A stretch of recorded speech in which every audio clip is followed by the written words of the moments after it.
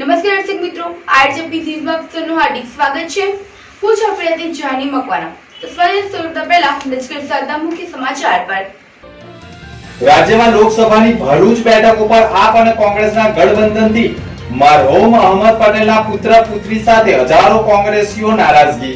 હજુ પણ અંતિમ સમય સુધી ગઠબંધન તૂટે તેવી આશાઓ વ્યક્ત કરતા ફૈઝલ પટેલ।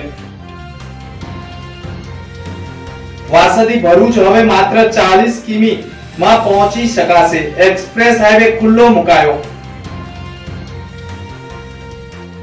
ભરૂચ નગરપાલિકાના બજેટમાં ચાલુ વર્ષે 23 કરોડનો વધારો। વિકાસ હજુ પણ વધુ તેજ બને તેવા એંધાણ। ભરૂચના પશ્ચિમ વિસ્તારમાં આવેલ લાલવાડી વિસ્તારમાં આગ, 5 થી વધુ મકાન ભસ્મીભૂત।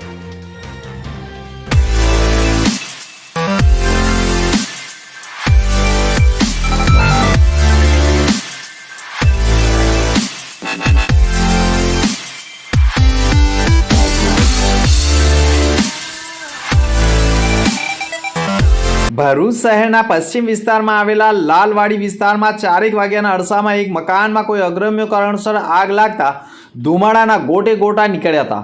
પરિવારજનો ગભરાઈને બહાર દોડી આવ્યા હતા। કેટલાક લોકોએ આગ ઓલવવાનો પ્રયાસ કર્યો હતો, પરંતુ આગ કાબૂમાં નહીં આવી વધુને વધુ વિકરાળ બનવા લાગી હતી। જોત જોતામાં આગે ઉપર નીચેનું આખું મકાન ઝપેટમાં લઈ લીધું હતું। અરસામાં આગ બાજુના મકાનોમાં પણ પસરવા લાગી હતી। 2 મકાનો પણ આગની ચપેટમાં આવી ગયા હતા।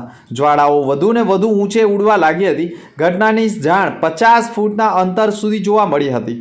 ગરમીનો અનુભવ થતા લોકો પણ દોડી આવ્યા હતા। પાલિકાના લશ્કરોને જાણ કરવામાં આવતા તેઓ પણ પાણીનો માળો ચલાવવા દોડી આવ્યા હતા। બીજી તરફ જીએનએફસીના લશ્કરો પણ તુરંત સ્થળ ઉપર દોડ્યા હતા। આગ ઓલવવા માટે ભરૂચ નગરપાલિકાના 4 બંબા તેમજ જીએનએફસીના 1 મળી 5 લાઇવ બંબાની મદદથી આગ ઓલવવાના પ્રયાસો શરૂ કર્યા હતા, જેમાં પાલિકાનો એક બંબો પુનઃ ભરીને પરત લઈ આવી હતી। સતત 1.5 થી 2 કલાક સુધી પાણીનો માળો ચલાવી આગ ઉપર કાબુ મેળવ્યો હતો।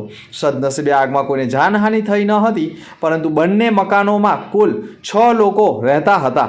તેઓનો આબાદ બચાવ થઈ ગયો હતો। આગના કારણે ઘર વખરીને પણ મોટું નુકસાન થયું હોવાના અહેવાલો મળ્યા છે। સ્વચ્છ ભારત મિશન યોજના અંતર્ગત ડોર ટુ ડોર ઘન કચરાનો નિકાલ માટે આમોદ નગરમાં ધારાસભ્યના વરદ હસ્તે ચકલાદ તેમજ ઓછણ ગ્રામજનો માટે 2 ઈ-રિક્ષાનું લોકાર્પણ કરાયું હતું, જેમાં ગામના સરપંચ અને સભ્યો ઉપસ્થિત રહ્યા હતા। આમોદ તાલુકા પંચાયત કચેરી ખાતે ગત રોજ સાંજના ધારાસભ્ય ડીકે સ્વામીના હસ્તે 2 ઈ-રિક્ષાનું લોકાર્પણ કરવામાં હતું। સ્વચ્છ ભારત મિશન અંતર્ગત ડોર ટુ ડોર ઘન કચરાનો નિકાલ કરવા માટે આમોદ તાલુકાના ચકલાદ તેમજ ઓછણ ગામમાં ઈ-રિક્ષા આપવામાં આવી હતી।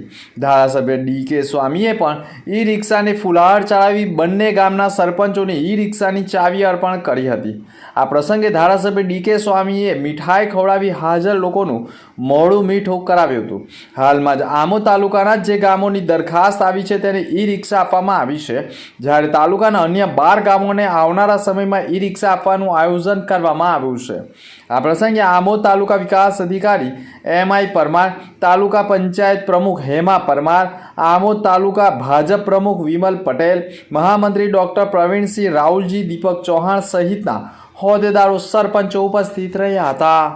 રોટરી ક્લબ ઓફ દહેજ દ્વારા રોટરી ડેની ઉજવણી નિમિત્તે પીજે છેડા જનતા વિદ્યાલયમાં યુવાનો તથા વિદ્યાર્થીઓને હાલમાં આવતા હૃદય રોગના હુમલા દરમિયાન પ્રાથમિક સારવાર અંગે અવગત કરવાના હેતુથી ધોરણ 9 થી 12ના વિદ્યાર્થીઓને CPRની ટ્રેનિંગ આપવાનું આયોજન કરવામાં આવ્યું હતું, જેમાં રોટરી ક્લબ દહેજના પ્રમુખ સંગીતાબા રણા, સેક્રેટરી અંજનાબેન ભરૂચી, પ્રેસિડેન્ટ વિજયસિંહ રણા, રાજદીપસિંહ રણા સહિતના ઉપસ્થિત રહ્યા હતા। ભરૂચ નગરપાલિકામાં વર્ષ 2024-25ના 191 કરોડનો વ્યાપાર ધરાવતું બજેટને કારોબારી સમિતિની મંજૂરી આપતા હવે તેને 27મીએ મંગળવારે મળનારી સામાન્ય સભામાં મંજૂરી માટે રાખવામાં આવશે। ગત વર્ષે બજેટનો વ્યય 168 કરોડનો હતો, જે ચાલુ વર્ષે વધારીને 191 કરોડ સુધી લઈ જવાયો છે। 19 કિમીનો વ્યાપ અને અંદાજિત 2.25 લાખ લોકોની વસ્તી ધરાવતા ભરૂચ શહેરના બજેટમાં પાલિકાએ વધારો કર્યો કર્યો છે. ગત વર્ષે પાલિકાનું બજેટ 168 કરોડનું હતું, તે વધારીને 191 કરોડ સુધીનું લઈ જવામાં આવ્યું છે. પાણી, લાઇટ તથા સફાઈ વેળામાં વધારાની પડતર દરખાસ્તને લઈ 27મીએ મળનારી સામાન્ય સભામાં નહીં લાવવામાં આવે, જેના કારણે હાલ પૂરતી શહેરીજનોને વેળામાં રાહત રહેશે. કારોબારીએ મંજૂર કરેલા બજેટમાં શહેરના સ્વાસ્થ્ય વિકાસનો પ્રાધાન્ય આપવામાં આવ્યું છે, તેમજ ભવિષ્યમાં વસ્તી વધારને ધ્યાને રાખી નવા પ્રોજેક્ટ સામેલ કરવામાં આવે છે. ચાલુ વર્ષના બજેટની રકમમાં ગત બજેટ કરતાં 23 કરોડનો વધારો કરવામાં આવ્યો છે. આગામી દિવસોમાં લોકસભાની ચૂંટણી આવી રહી હોય ત્યારે વેરા વધારાની દરખાસ્તને હાલ પાલિકાએ મુલતવી રાખવાનો નિર્ણય લઈ લીધો છે. તો બીજી તરફ 2015ના નવા સીમાંકન બાદ પાલિકામાં સમાવવામાં આવેલ મક્તમપુર, બોરભાઠા અને દુબઈ ટેકરી વિસ્તારમાં ચાલુ વર્ષે સુવિધાઓ વધારવા પર ભાર મુકાશે.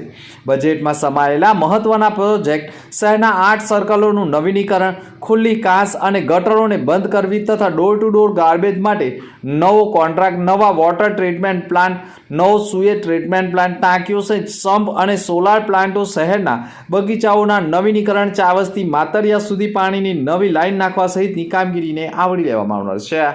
રાજ્યમાં લોકસભાની ચૂંટણીને લઈ રાજકીય નેતાઓ પણ હવે પ્રચાર પ્રસારમાં જોતરાઈ ગયા છે અને ઉમેદવારોને લઈ પણ અનેક લોકોમાં રાજકીય માહોલ જામ્યો છે.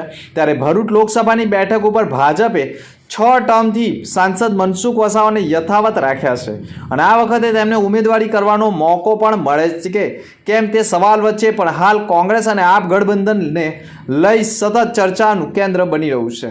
આપ અને કોંગ્રેસના ગઠબંધનથી ભરૂચ જિલ્લો કોંગ્રેસ મુક્ત બની જાય તેવા ભય વચ્ચે કોંગ્રેસ અગ્રણીઓ, હોદ્દેદારો હાઈકમાન્ડથી નારાજ હોવાનું માનવામાં આવ્યું છે. આ બેઠક ઉપર મરહૂમ અહમદ પટેલના પુત્ર અને પુત્રી ઉમેદવારી કરવા માટે ઉત્સુક હતા, સાથે અન્ય ઉમેદવારો પણ ઉમેદવારી કરવા માટે ઉત્સુક હતા, પરંતુ કોંગ્રેસ અને આપના ગઠબંધનને લઈ કોંગ્રેસીઓ ફરી એકવાર આક્રોશ સાથે નારાજ જોવા મળ્યા છે. અહેમદ પટેલના પુત્રએ પણ નારાજગી વ્યક્ત કરી છે. મરહૂમ અહમદ પટેલના પુત્ર ફૈઝલ પટેલે પણ ગઠબંધનને લઈ હજુ આ હાઈકમાન્ડને મનાવવાના પ્રયાસ કરીશું અને ભરૂચ લોકસભા બેઠક ઉપર કોંગ્રેસને ઉમેદવારી કરવાનો મોકો મળે અને હું પોતે બેઠક ઉપરથી ચૂંટણી લડવાનો પ્રયાસ કરીશ અને દિલ્હી સુધી પહોંચનાર હોવાની પણ માહિતી તેઓએ પૂરી પાડી હતી. જોકે હજુ પણ ગઠબંધનને લઈને કોંગ્રેસીઓમાં ઉત્સુકતા એટલા માટે છે કે હજુ તેમને ઉમેદવારીનો મોકો મળી શકે તેમ છે, પરંતુ આપ અને કોંગ્રેસના ગઠબંધનને લઈ ચૈતર વસાવાએ પણ આ બાબતે પોતાની પ્રતિક્રિયાઓ વ્યક્ત કરી હતી અને ચૈતર વસાવાએ પણ કહ્યું હતું કે કોંગ્રેસના હોદ્દેદારો અને અહમદ પટેલના પુત્ર અને પુત્રીને સાથે રાખીને ચૈતર વસાવા જીતશે તેવો આશાવાદ વ્યક્ત કર્યો હતો. ભરૂચના કુવદરથી કોઠી નહેર બાજુના રસ્તે જતા બંને તરફ આશરે 20 વર્ષથી પંચાયતની જમીન ઉપર ઉગી નીકળેલા ઝાડ અચાનક કોઈ પ્રાઇવેટ કંપનીએ 50 જેટલા વૃક્ષો કાપી ટેમ્પામાં ભરી ગયા હોય તેવા આક્ષેપ સાથે અંકબદ્ધ રહ્યું છે. સ્થાનિકોના આક્ષેપ છે કે કુવાદર ગામના સરપંચ તથા તલાટીની મિલીભગતથી આ કામ હાથ ધરાયું હોય તેવો આરોપ લાગ્યો છે. આશરે 50 જેટલા વૃક્ષો કપાઈ જતા લગભગ 2800 મણ જેટલું લાકડું ઉપાડી જવાયું હોવાનો પણ આક્ષેપ લાગ્યો છે. 1,37,000 જેટલી રકમ થાય છે. ગામવાળાનું પણ એમ જ કહેવું છે જે ટાઈમે અમે એમને રોકવાની કોશિશ કરી હતી ત્યારે ઝાડ કાપનાર સુપરવાઇઝરે એમની સાથે ઉગ્ર બની ધાક ધમકી આપી હોવાનો પણ આરોપ લગાવ્યો છે. બિરસા મુંડા આદિવાસી સમાજના જનનાયક હતા કે જેમનું આદિવાસી સમાજ આજે પણ ગર્વથી સ્મરણ કરે છે. ત્યારે આદિવાસી સમાજના ઉત્થાન માટે અને આવનારી પેઢી સ્પર્ધાત્મક આ યુગમાં અન્ય સમાજ સાથે કદમ તાલ કરી શકે તે માટેની વિવિધ પ્રવૃત્તિ માટે ભવ્ય બિરસા મુંડા ભવન બનાવવાનું આયોજન કરવામાં આવતું. ભરૂચ જિલ્લાના અંકલેશ્વર શહેરના સુરતી ભાગોળ વિસ્તારમાં આવેલ વાવ નજીક નગરપાલિકા દ્વારા ₹46 લાખના ખર્ચે નિર્માણ પામનાર બિરસા મુંડા ભવનનું કામ પાલિકા પ્રમુખ લલિતાબેન રાજપુરોહિતના અધ્યક્ષસ્થાને ખાતમુહૂર્ત કરવામાં આવ્યું હતું. શાસ્ત્રોક્ત વિધિ અનુસાર યોજાયેલા ખાતમુહૂર્ત પ્રસંગે અંકલેશ્વર નગરપાલિકાના ઉપપ્રમુખ ભાવેશ કાયસ્થ, કારોબારી ચેરમેન નિલેશ પટેલ સહિત પાલિકાના સભ્યો તેમજ મોટી સંખ્યામાં આદિવાસી સમાજના આગેવાનો ઉપસ્થિત રહ્યા હતા. વડોદરાથી ભરૂચ વચ્ચેનો નવો એક્સપ્રેસ હાઈવે 2 વર્ષથી તૈયાર હોવા છતાં અંકલેશ્વર પાસે જમીન સંપાદનના વિવાદના કારણે ખુલ્લો મૂકવામાં આવી રહ્યો ન હતો. વડોદરાથી મુંબઈ એક્સપ્રેસ હાઈવેના વાસદથી દહેગામ સુધીના 96 કિમીના ભાગનું ગુરુવારે વડાપ્રધાન નરેન્દ્ર મોદીના હસ્તે નવસારીથી વર્ચ્યુઅલી ખુલ્લો મુકાયો હતો. નવા એક્સપ્રેસ હાઈવેથી ભરૂચના દહેગામથી વાસદ સુધી માત્ર 40 થી 45 મિનિટમાં પહોંચી શકાશે. દક્ષિણ ગુજરાત તરફથી આવતા વાહનો દહેજ બાયપાસ થઈને દહેગામ આવીને એક્સપ્રેસ હાઈવે પરથી જઈ શકશે. તેવી જ રીતે વડોદરા તરફથી આવતા વાહનો દહેજ બાયપાસ થઈ નેશનલ હાઈવે 48 અથવા જૂના નેશનલ હાઈવે 8 પર જઈ શકશે. નવા એક્સપ્રેસ વેના કારણે હવે નેશનલ હાઈવે 48 પર વાહનોનું ભારણ ઓછું થશે અને વાહન ચાલકોને ટ્રાફિક સમસ્યાનું મુક્તિ મળી શકે છે. દહેગામ પાસે નર્મદા નદી પર કેબલ બ્રિજ તૈયાર હોવાથી આગામી દિવસોમાં પણ હાઈવેને સુરત સુધી વાહનો માટે ખુલ્લો મૂકવામાં આવશે. આ એક્સપ્રેસ વેના કારણે ટ્રાફિક ડાયવર્ટ થવાની હાલની નેશનલ હાઈવે પરથી પસાર થતા 65,000 કરતાં વધારે વાહનોને રાહત થશે. સુરતથી વડોદરા વચ્ચેના નેશનલ હાઈવે પણ કેટલાય બ્રિજો સાંકડા હોવાના કારણે છાસ વડે ટ્રાફિક જામ થઈ જતો હોય છે, જેના કારણે વાહન ચાલકોના સમય અને ઈંધણનો વ્યય થતો હતો. જે હવે એક્સપ્રેસ હાઈવેને ખુલ્લો મુકાયા બાદ હવે વડોદરાથી દહેજ તરફ જતા ભારદારી વાહનોનો નેશનલ હાઈવેના બદલે સીધા જ એક્સપ્રેસ હાઈવેથી દહેજ જઈ શકશે. સૌરાષ્ટ્ર તરફ જતા વાહનો પણ એક્સપ્રેસ વેથી સીધા વાસદ નીકળી શકશે. વાસદ નજીકથી જૂનો એક્સપ્રેસ વે ભેગો થતો હોવાથી અમદાવાદ અને ઉત્તર ગુજરાત તરફથી સરળતાથી જઈ શકાશે. મારું નામ રવિભાઈ પ્રભાતભાઈ દેસાઈ. ક્યાંથી આવો છો તમે? અમે અમદાવાદથી આવીએ છીએ, સુરત જઈએ. કેવું લાગ્યું આ એક્સરસાઇઝ? નહીં, ખૂબ જ સરસ સરકારે બનાવ્યો છે. એમાં રોડની પહોળાઈ ખૂબ સરસ છે અને બધા ક્રાઇટેરિયા બી સરકારે કરીને ખૂબ જ સરસ બનાવ્યો છે. લોકોને એના કારણે ધંધા રોજગાર અને યાત્રિકોને, સુરતવાળા લોકોને અને ભરૂચવાળા લોકોને ટ્રાફિકથી છુટકારો છે. નેશનલ હાઈવેને બનાવટ ઉપર હતો, એનાથી ખૂબ જ આરામદાયક જર્નીને ખૂબ જ સરસ સરકારે બનાવેલો છે. ખૂબ જ પ્રશંસનીય પાત્ર રોડ બનાવેલો છે. જે આવા કાર્યો મોદી સાહેબના આવવાને લીધે જ શક્ય બનેલા છે. બાકી આવો કોઈ શક્ય નથી. આવા રોડ કે ગુજરાતમાં પહેલાં હતા પણ નહીં. કેટલા ટાઈમમાં બરોડાથી ભરૂચ આવી ગયા તમે? બરોડાથી ભરૂચ 35 થી 40 મિનિટમાં.